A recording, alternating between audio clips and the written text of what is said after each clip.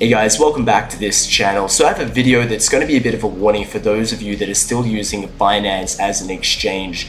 Now, the theme of my channel is about debanking, and the primary ways that I help people debank is using something called peer-to-peer trading and trying to help people purchase and sell cryptocurrency without the use of KYC.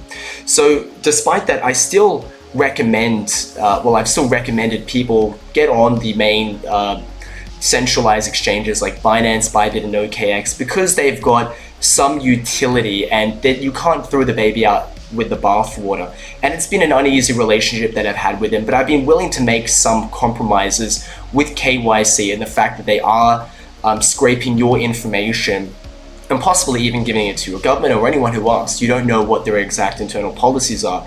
It's a risk that I thought I was willing to take, I think up until recently, where I feel like this relationship has now become a little too unbearable for me. And I want to show you an email that I received from Binance to show you what can happen to you. So I was comfortably using Binance for a long time. I've been using Binance since about 2017. Now and only now, to continue using the platform in the way that I've been using it the entire time, I have to provide additional information. Dear user, we require additional due diligence information from you. Your account might be restricted if you do not respond with the relevant information. Please click start now to begin the process. Now, the theme of my channel is debanking, but as I mentioned, I'm not extremely hardcore about my ideology.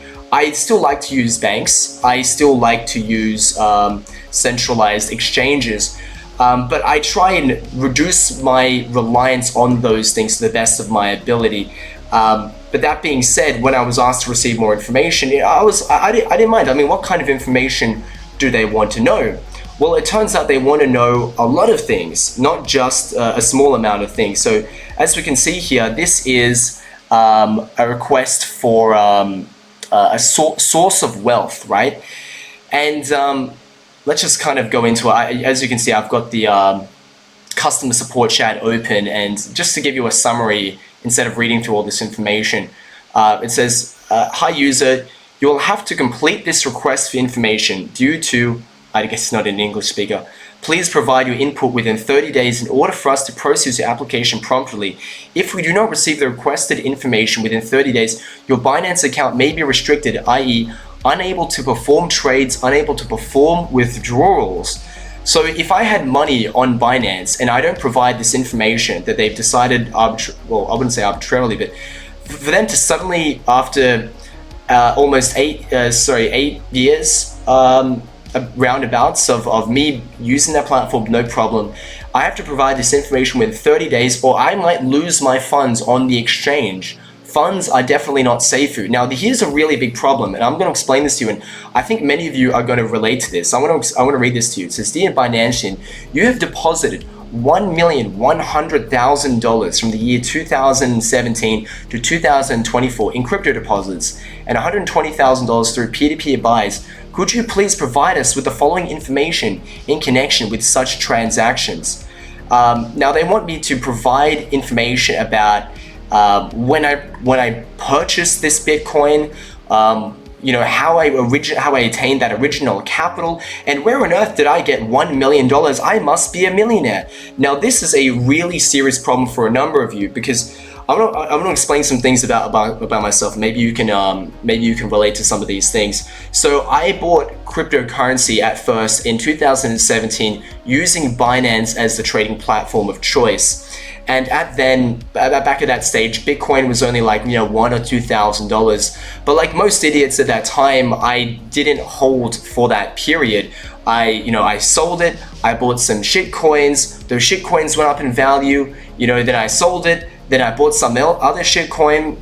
And ultimately, in the end, I remember by the end of not 2017, but by the end of that whole, bull bear cycle, I didn't really. I'm pretty sure I actually lost a bunch of money. I put in like 10K, went up to like 50K, and then I sold it at 2K because I was a complete noob and I didn't know what I was doing. That was my first initiation into the bloodbath, that is, trying to ride the pump and dump cycle of cryptocurrency. But from what they're seeing, they see that they're not thinking about how much money I originally put in. They're just thinking like how much Bitcoin was purchased and what it's worth now. So considering the amount that it's evaluated by, they think that I'm extremely rich. And this has happened multiple times, like even with the previous bull cycle, I put money in, I rode the wave of shitcoins, trading derivatives, all these things. And, I lost a bunch of money on that as well. It went up and it went down, but they're not thinking about how much money is lost, right? They're just saying, I must be a millionaire. I mean, the assumption is I will have deposited up to $1 million worth of cryptocurrency, then I must actually be a millionaire. Now, the onus is then on you to explain exactly your situation. Give them all the details of explaining where you got your money, where that money go. Maybe they want transaction reports, stuff like that. And it's kind of like almost not innocent until you're proven guilty. It's like guilty until proven innocent. I mean, I'm not inherently saying that it's bad that you supposedly deposited $1 million worth in crypto, but they're saying you deposited $1 million worth in crypto. You now need to explain how you got that said $1 million, and you have to then will explain, well, I never had $1 million. This is a misunderstanding. Here, let me go through all of my records and send it to you so I can prove my innocence. Now, of course, they're not saying that it's bad that you put all this money on the platform. The thing is, when you provide all this information, what do you think they're going to do with it? In order for them to maintain compliance with the various countries that they're operating in, with various anti-money laundering laws and all that, they're going to send this information to the central bureaucracy or whatever, three-letter agency, where it's then going to they're then going to nail you down and go through all of your little bits of information to see whether you're telling the truth or not. Now, first and foremost, this is an invasion of, this is defeating the whole point of cryptocurrency, right? Cryptocurrency is supposed to be anonymous. If you purchase cryptocurrency on a centralized exchange and all that information is being extracted so they can use it against you later, and then in order to defend yourself and explain your situation, because if you don't, then they're going to prevent you from withdrawing funds. At the end of the day, that's not going to be anonymous, because they're going to know all your transactions, they're going to know your buying and selling history, exactly how much money they think you've made. And here's the second problem that I want to explain. Now, first I want to say this. I am not advocating that anyone not pay their taxes. I am not advocating for anyone to do anything illegal or to money launder or to send money to terrorist groups or anything like that, right? I just need to get it out of the way, all right? But the problem is, if the tax office in your country, and it depends on how ravenous they are, and let's just be honest, governments are probably more ravenous these days than in previous simpler times, especially when it comes to tax. If they think that you have money in cryptocurrency and they can get a general ballpark figure, no matter how wildly inaccurate it is, they're going to put that on your file as saying so-and-so person has $10 million in cryptocurrency, and if you didn't pay that certain amount in tax, they're then going to needle you for that, and you can get in a lot of trouble. Now, most people in cryptocurrency can relate to the situation that I explained, which is like, a lot of people bought cryptocurrency in 2017, maybe in 2014, 2012, but they didn't do the right things and they lost it, it got hacked, this happened, that happened, all kinds of things happened. But the tax office isn't going to see that way. They're just going to say, wow, you have $1 million in Bitcoin, where's our share, right? And they're going to send you bills, they're going to start coming after you, and then the same thing is going to happen similar to this situation I'm showing you in the background, where the onus is then on you to prove to the tax office that you don't have $10 million worth of Bitcoin. First, they're going to send you a bill, which is like, okay, you now owe us $3 million and you're broke and you have no idea where that figure came out from. Then you have to go through your entire transaction history from the time you got into Bitcoin and show them every little thing that you've done in crypto, even the crypto transactions, to prove that you don't owe them the amount of money that they say you do. And this is going to be problematic because first, it's defeating the point of cryptocurrency. If you have to give that amount of information to someone else, it's defeating the point of cryptocurrency. It's not crypto anymore. It's no longer anonymous.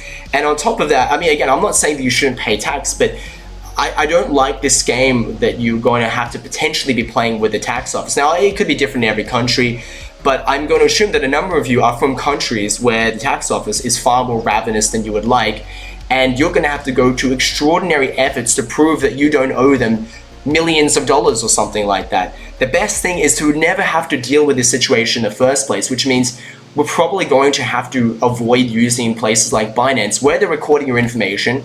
Right now, you might not be getting this that email that I showed you, and right now things are fine. But if the laws in your government change in the future, particularly regarding anti-money laundering and stuff like that, they've already got a treasure trove of information about you that they're then going to provide to the government in order to maintain compliance on that platform.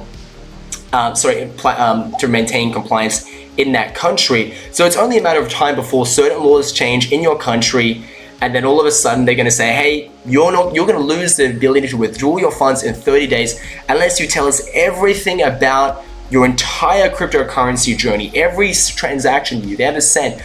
You need to show it to us because you need to prove that you aren't a millionaire and aren't dodging taxes, right? And then the same thing is going to happen with your country. They're then going to say, oh, you are a multi-millionaire. You now need to prove that that's not the case, right? And so that's a big problem. I just want to give you just a little show about what kind of things they're going to ask for you. They're going to show you all the money that you purchased through here. And by the way as well, like if you're buying and selling cryptocurrency, this is another thing as well. It says I have purchased $120,000 through peer-to-peer buys. But the thing is, this is all buying and selling. Like this is the same, like it's a small amount of money. I'm not a rich person, I'm just gonna say this straight up. And I'm just buying and selling the same amount of funds to arbitrage it, right? So every time that you've bought and sold cryptocurrency to try and make a profit, right? Like you try to do a swing trade, like you've got $40,000 in Bitcoin, and then you see like, maybe you think there's a dip coming and you sell it and then you buy it back in. It's going to record that as, so if you, sorry, let's mop up that analogy a bit more so it's more clear. You bought $40,000 of Bitcoin, you sold $40,000 of Bitcoin, then you buy back in, maybe at a higher or lower price. Binance is just going to record that you bought $80,000 of Bitcoin, therefore you've got $80,000. And then maybe they even send that information to the tax office and say, hey, this person's got $80,000 worth of Bitcoin, and you're going to be taxed at twice the rate. Then you now need to prove that actually that's not the case. And this is just a mess. You don't want to have to do that. So the first question is the time frame in which you first obtained the crypto funds, right? So you're going to have to go through your history and find out exactly when you purchased cryptocurrency. And they're going to ask you for that, or you're going to lose the ability to withdraw your own funds, right? Imagine having been locked out of your own money purely for using this platform. It's absolutely ridiculous. Second question, the means you use to obtain the crypto funds. Did you get it from participating in ICOs, exchanges, engaging in peer-to-peer transactions? 3, the types of crypto activities you use to generate the crypto. Did you do staking, mining, stuff like that? Details on your biggest crypto asset investment used to generate blah, blah, blah, blah, blah, blah. Let's go to the next one. Let's see, the total fiat value approximately used to obtain these coins. So you're going to have to explain exactly how, you're going to have to go into a little bit of detail about what your net worth is. The source of fiat funds for purchasing the crypto, whatever. Please provide all necessary information, And to top it all off with a cherry on top, you then need to provide some kind of PDF document to show your source of funds, so statements, screenshots, crypto, all these different things. You got to know, they've got to know your employment status. Like, guys, this is insane. And I'm actually very sorry for recommending as a referral link, for people to get on Binance, because I didn't want to be too hardcore. I like the idea of debanking. But deep down, I still believe, there's still a place for centralized exchanges. We can still work with each other. It's not that bad, but I realize it really is as bad as, it's way worse than I thought it would be. And I don't know if I'm a unique situation. I don't know if I've done something to trigger the algorithm or something like that, you know, because I like to do things in the exchange. I like to buy things, I like to sell things, like, but I'm not necessarily making huge amounts of money. But in the eyes of Binance, I've made 2, 10, 30x my money and stuff like that, which isn't the case.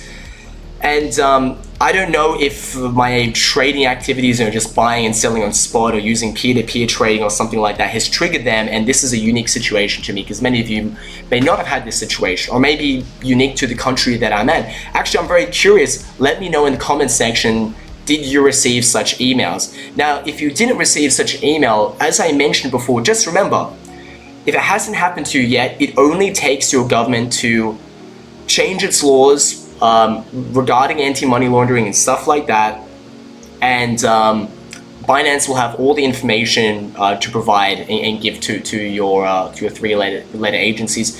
And ultimately, like, I'm just being real, like, we're talking about cryptocurrency being anonymous, and this is like a really important aspect of cryptocurrency. But let's be completely honest. I'm gonna say this. Who is the person or the entity that you're most trying to preserve your anonymity from?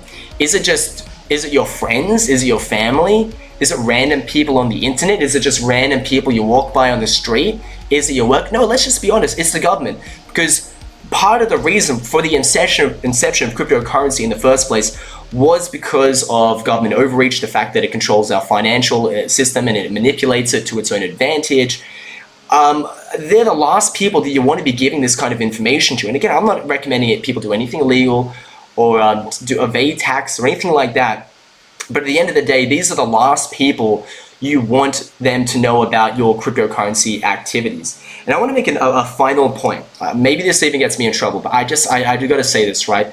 Let's talk about what money laundering is. What money laundering, for the longest time frame, the definition of it was supposed to be laundering funds, or essentially cleaning illegal funds that were gotten from that were ill-gotten, right? And this usually meant some kind of criminal component. So if someone robs a bank, they've got millions of dollars worth of cash, they would take that to some business to then, for that, the money would go on their books. That business generate a lot of profit that year, whatever, and that money becomes clean, so it can enter into the regular financial system without there being any, without it being suspected that it came from illegal activities. It's to hide dirty money. But the problem is money laundering as an idea has morphed and changed to mean more and more things. So more and more things is considered criminal activities, like not paying tax. Now, of course, maybe there's a point to that, but at the same time, the definition has been so broadly expanded where one can argue, and I've had people straight up tell me this, even in cryptocurrency circles, the people that you think that would be the most open-minded, most libertarian in their philosophy, straight up tell me that, just buying cryptocurrency itself is an act of money laundering. Now, I don't mean to say that betrays some kind of